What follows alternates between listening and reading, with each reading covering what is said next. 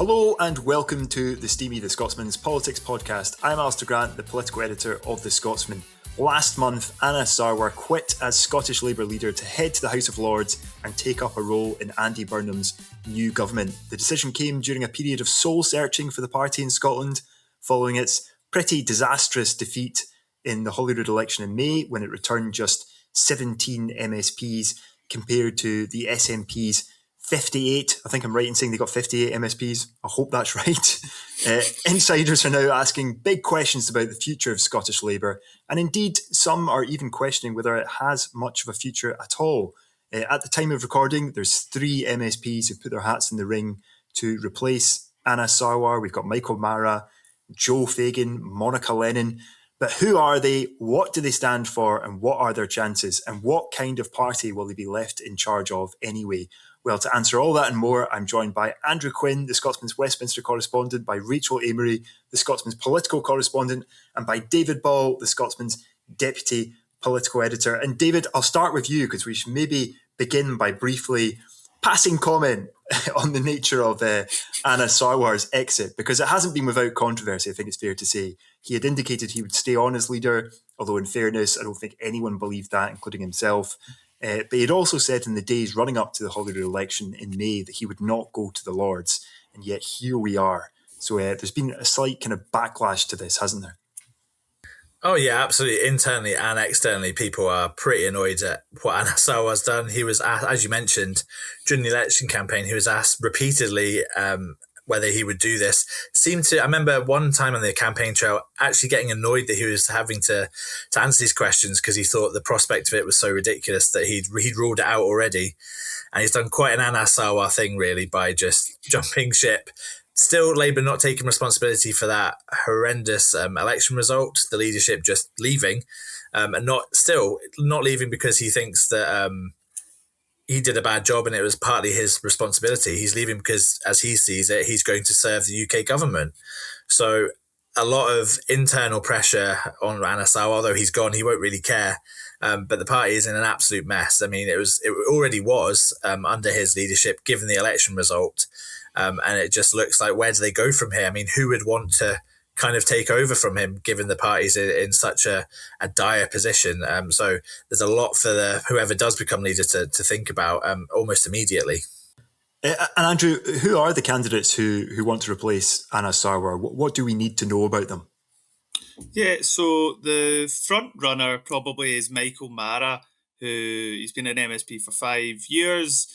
He's Scottish Labour's finance spokesperson. So really he was, after Anna Sarwar, he's probably kind of got the main job in the Scottish Labour shadow cabinet. I mean, maybe that's pushing it, initially calling it a shadow cabinet, because there's about 4 or 5 shadow cabinets in the Scottish Parliament. But yeah, so Michael Mara, he was kind of main front runner, the most senior figure in the MSP group other than Jackie Baillie remaining now that Anna Sarwar's gone.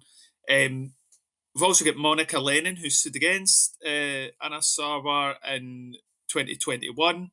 Now she got over 40% of the vote, so it was a pretty clear margin for Sarwar winning, but Monica had a fair amount of support. She was always seemed to be at odds with Sarwar's leadership. She wasn't in the front bench team at all, but she actually lost her seat a few months ago because she was 4th on the Glasgow list and Labour didn't get 4 seats. But obviously with Sarwar now leaving Holyrood, it means that Monica can come back in. And the real outsider, who, well, would have been outsider at least, is Joe Fagan, who's a new MSP, South Scotland MSP. He's from East Kilbride, and he was as South Lanarkshire council leader for Labour beforehand. I'm saying he would have been the outsider and not necessarily being the outsider because he's actually got quite a lot of Anna Sarwar's allies backing him. So Neil Bibby, who's the longest serving male MSP, is the business manager. He's backing him. He's got Oliver Milne, who's the Scottish Labour head of comms, who just left last week. He's given him a hand. So, yeah, he's not a real outsider. He's been involved in Scottish Labour for a long time. But yeah, they're the three candidates. There had been some word that Katie Clark, a left-wing MSP, might stand, but she's decided to endorse Monica Lennon instead. Yeah, and Joe Fagan, of course, everyone assumes that Jackie Baillie, the deputy leader of Scottish Labour, is backing him. And it's often been put to me that he is actually the real establishment candidate because he's got a lot of these people who are around Anna Sarwar who are kind of coalescing around him. And Michael Mara, I don't think it's any secret, had managed to annoy the previous leadership of Scottish Labour, or certainly annoy Jackie Baillie by being seen to be on manoeuvres. He kind of fancied himself as a future Scottish Labour leader. But I think it's maybe useful at this point, Andrew, if you could just explain the rules in terms of how this contest will actually work, because I think a lot of people listening to this might not be aware of the frankly sort of Byzantine intricacies of this. Yeah. I mean, because it's Labour, it's always a bit different as well, because trade unions have an involvement. I mean, it's changed quite a lot over the years, but what happens now is nominations opened on Monday, so the candidates need the backing of 3 MPs, 3 MSPs, which can include themselves, so really need just 2 other MSPs to back them, and 3 Scottish Labour affiliates. 2 of these need to be trade unions, so there's only 10 affiliated trade unions. A lot of them you will have heard of, like Unite, Unison, GMB. There's a few other smaller ones, like the Miners Union, Musicians Union. There's Train Drivers Union as well. So, yeah, they're kind of vying for that. So, if you don't reach the threshold of all 3 of those by a week on Monday, so the 17th of August, then you don't make it onto the ballot. So that's what they've all got to do. And Rachel, it looks like, certainly at this stage, that Monica Lennon might not reach that threshold because she's not getting the necessary support among her parliamentary colleagues. Yeah, now, correct me if I'm wrong, I think she was actually the first person to announce that she was officially going to be standing. So to have someone going from being the first person to stand, and initially one of the favourites in the race, to now this situation where we might not even see her name on the ballot paper, it's quite a big turnaround in such a short space of time. Now, there's a couple of issues sort of going on here. Of course, there is this question of she was not elected in May, didn't get the votes. She lost her constituency race. She also didn't get a seat in the regional list and has been brought in at the last minute.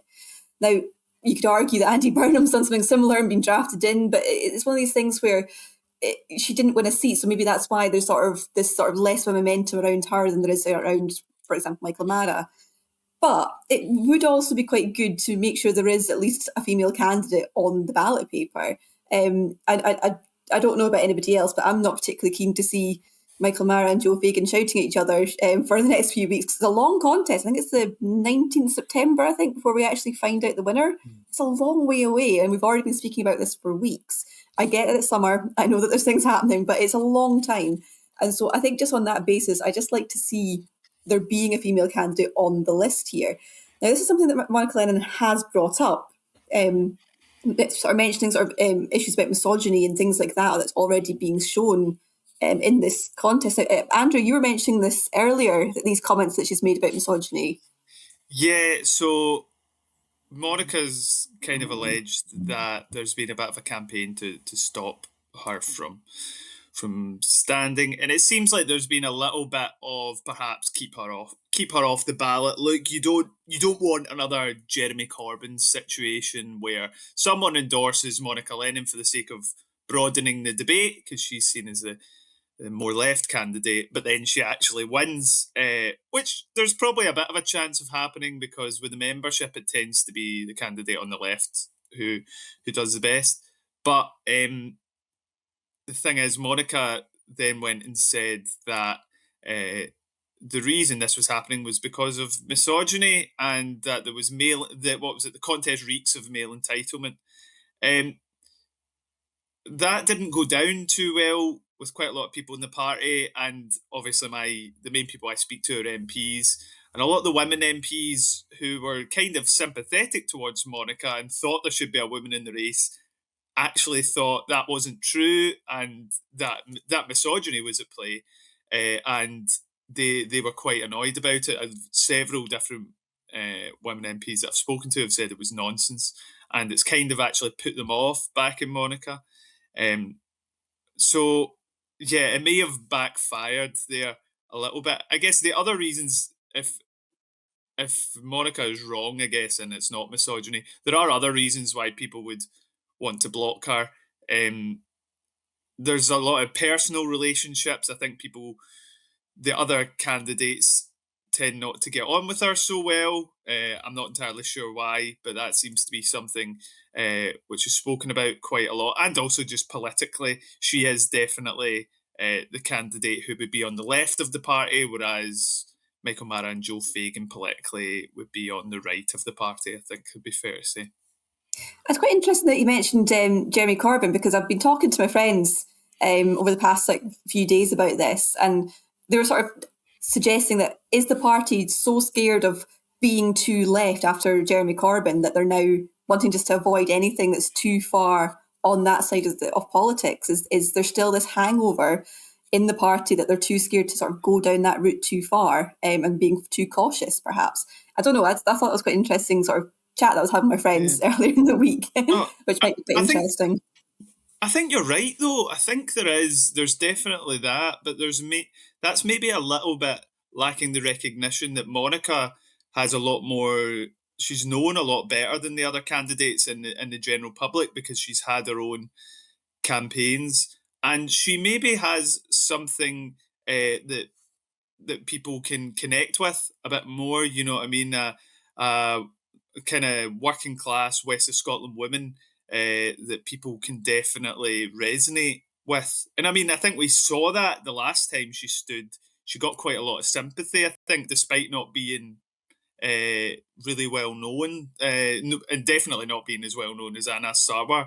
She actually did very well, and I think that was because she just came across as a lot more normal than a lot of other candidates, in a way that, like, Nicola Sturgeon was able to appeal very broadly to lots of people. I think there's a potential for that with Monica Lennon. So perhaps people who are opposing her because they've had personal differences or because of political differences fail to see that actually she has a bit more of the potential to connect with voters. But also, we're saying she's kind of struggling to get the nominations for MPs and MSPs. It would mean that the MSP group is pretty ungovernable for her unless she gets other people on board. So I think with any candidate, there's going to be real issues in a way that perhaps we might not have thought. We might have thought Michael Mara would win it, and that would be easy enough for him. There would be quite a lot of consensus. But now it just seems like it's going to be really, really difficult for Scottish Labour. But luckily for them, there's no election. Well, there's council elections next year, but there's no Holyrood election, and the Westminster election shouldn't be for another few years. So it gives whoever the new leader is a little bit of time. What's quite interesting is I think if Monica Lennon does get on the ballot paper, I think she will do fine with the sort of the party and have a good chance.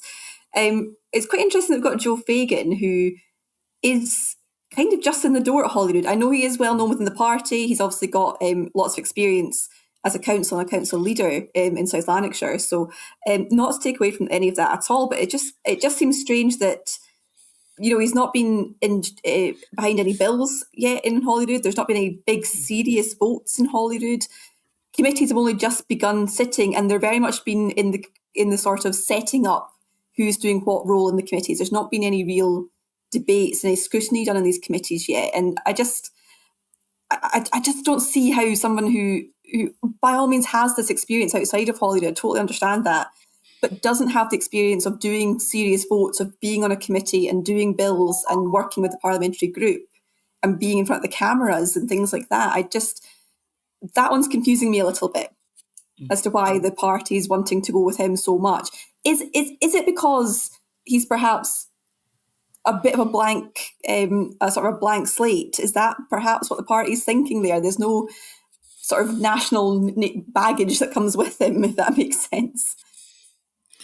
Yeah, I would think so. I think also there is, in a way that perhaps people wouldn't have noticed before the election, there is just the people fall out with each other, you know, and a lot of people have obviously decided they don't like Michael Mara, and perhaps that they've suggested that he was undermining Anas's leadership. So Yeah, I mean, there's no one who loves infighting quite like the Labour Party, and I would say the Scottish Labour Party are perhaps even worse historically. Yeah. Yeah, I think that's going to be one of the problems here. And you're making I thought, a interesting and good point about the lack of recognisability that these figures have. I mean, Monica Lennon is probably by quite some distance the best known among them. And no offence to Monica, who was an effective MSP, but she probably still doesn't have, major cut through with the public or anything. Well, she definitely doesn't have.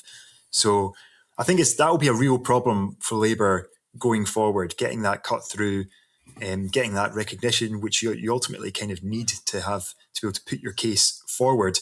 Am I right in saying that one of the other divisions here that is maybe important for Monica Lennon is the trans debate? Because obviously some of the support that she would be seeking in Holyrood, for example, I know people talk about Carol Walken as a potential kind of ally of hers, someone who would back her, but they have different views on that issue, and that might prevent Carol from backing her. Is that right, Andrew?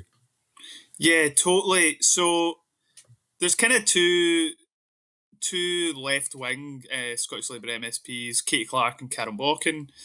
Instinctively, you would think they're going to back Monica, but obviously, yeah, Carol lost her frontbench job because she voted against the gender recognition reforms. And I think there's kind of been a big U-turn from this on Scottish Labour. They are not as in support of gender reforms now. But Monica Lennon was very in favour of it.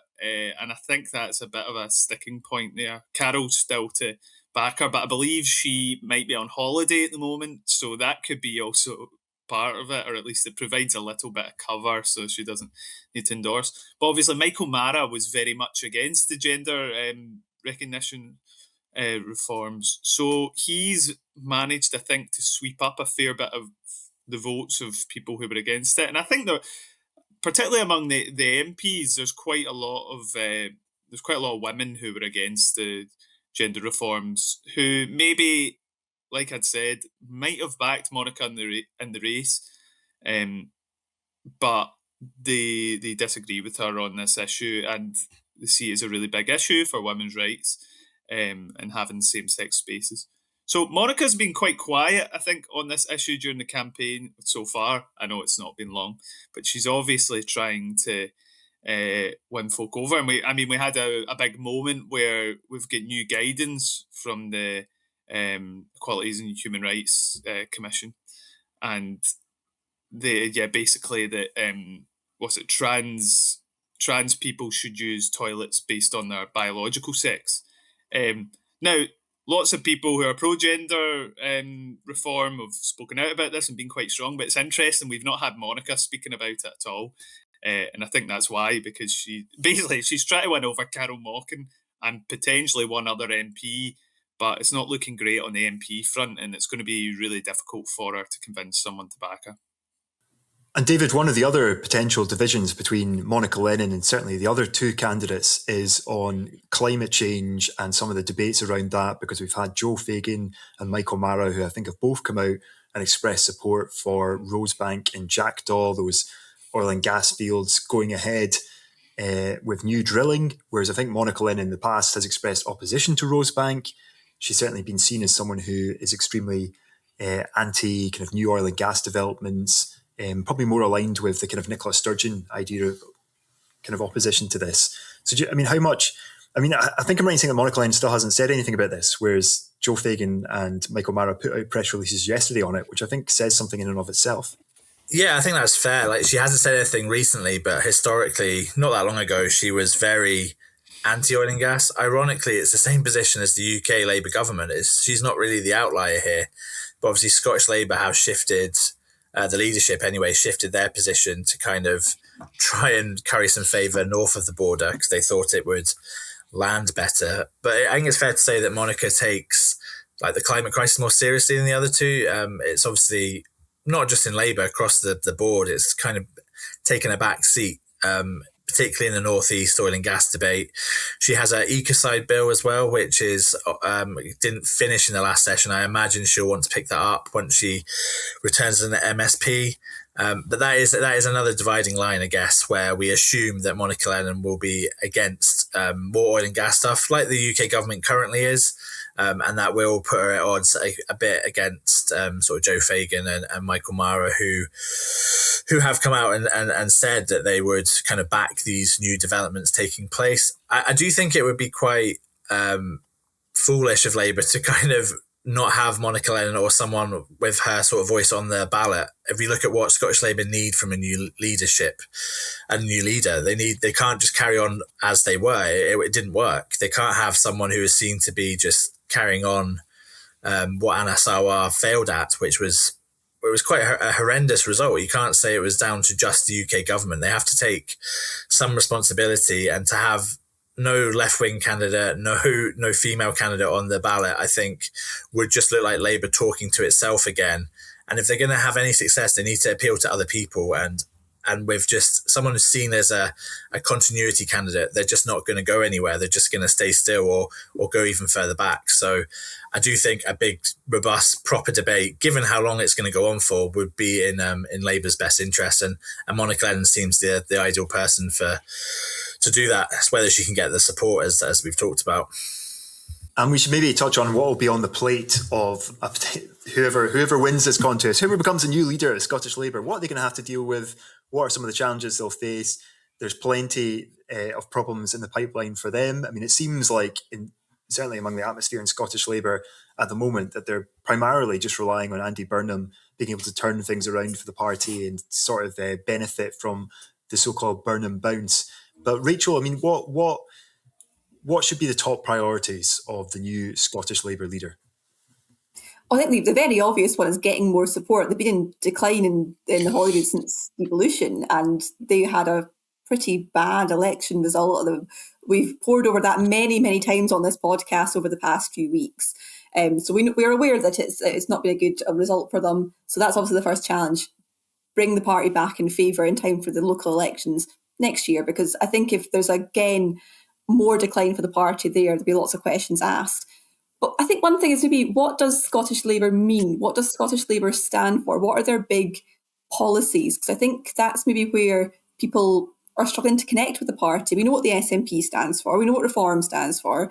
We know what the Lib Dems are wanting, what the Conservatives are wanting. It's what is it that Scottish Labour want? What makes them different? What makes them somebody that people want to back? And I think that's something that's been lacking for a long time in Scottish Labour. And so that's a big priority. What does it mean to be a Scottish Labour supporter? And what does it mean to stand for Scottish Labour? And Andrew, I mean, I guess this could be where someone like Michael Mara falls down a bit, because he was seen as quite responsible for the manifesto that Scottish Labour ran on in the recent Holyrood election, which many insiders now think was far too bland, that didn't excite people, didn't capture the public imagination. And certainly if you think back to this election, and this is something we've talked about on this podcast before, pretty much the only policy that people will remember, if they remember any policies that parties put forward, was the SNP's on the food price cap. Everything else, I couldn't even really tell you what was in the Scottish Labour manifesto. Well, I could, but that's because I'm a sad act. Most people probably couldn't.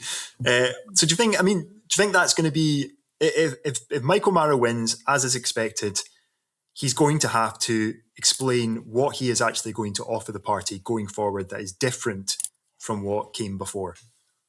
Yeah, that's totally it. I mean, there was no offer from Scottish Labour, was there? It was just better management. That was kind of what they were suggesting. They were maybe going by, that's what got Labour through the general election 2 years earlier, but it was a totally different situation, and they had so much more baggage. So yeah, that's what it's going to be, a struggle for Michael Mara. It's going to be a struggle for Joe Fagan as well, though, because really his politics aren't particularly different from Anna Sawar. I mean, he's going to have a lot of the same people around him. Are we going to see a drastic change then? I don't really think so. I think a large part of the job, though, is them being in a stronger position for when the SNP changes leader, because I guess a big issue that Labour did really well in the period where Hamza Yousaf was SNP leader, right? And we had that little bit of layover for when the 2024 general election. And part of the reason they did so well is because the SNP was so heavily divided. Now, we probably expect John Swinney will go before the next Holyrood election. Maybe he won't. He's saying he's going to do the full term, but he's wanted to be retired by now. So if Swinney goes, and then we have a contest between Stephen Flynn and Mary McCallan or Jenny Goruth, the party's going to be heavily divided for the SNP. So really, Labour's big thing has got to become relevant before then. Show that you are the main opposition and not joint with Reform, but actually you're the one who could take over. And if they can still be behind the SNP by the time that comes around, but that will present them with the opportunity. But yeah, there needs to be an alternative offer there. And the issue for them is that the SNP are the most popular centre-left party, and they're not really offering anything that's that different. So yeah, I'm not sure. I mean, Monica Lennon, it would definitely be different, and it would be something that the SNP would struggle to deal with. I think, in the sense she understands popular appeal, I think, a lot better than most people in Scottish Labour. But I'm not even sure she'll make the ballot paper, and then even if she does, really the party really would be ungovernable for her. You know, like when Richard Leonard was leader, and he'd be more of a lefty than she is. Like, people were briefing against him all the time, and there wasn't the personal animosity towards Richard Leonard that there is with some people towards Monica Lennon. So it would be very, very difficult for her. Yeah, I think anyone who remembers the Richard Leonard period of Scottish Labour will just remember how divided the party was. There was basically like a kind of shadow operation going on. There was a shadow party that was in some ways acting against him sometimes. But David, do you have any kind of last thoughts on this? Yeah, it's not going to be easy, is it? I mean, who would want that? It is a poison chalice, to be honest, at the moment anyway.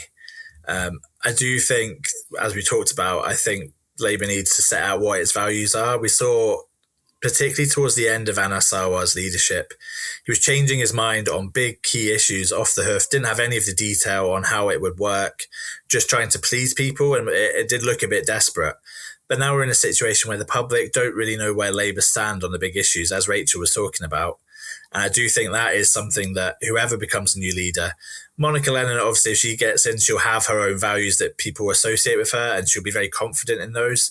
But I think if Joe Fagan or Michael Mara do become leaders, as it looks like it could happen, they'll need to very firmly say where they stand on these issues and what their leadership looks like to distance themselves from Anna Sarwar's, because I think that is the key to them winning more support. They can't just hold on to the voters they have. They need to appeal to people outside of the Scottish Labour movement, and without setting out how they are different, I don't think that's going to happen. I also think, and we've been saying this for years, Labour need a position on the Constitution that is going to work.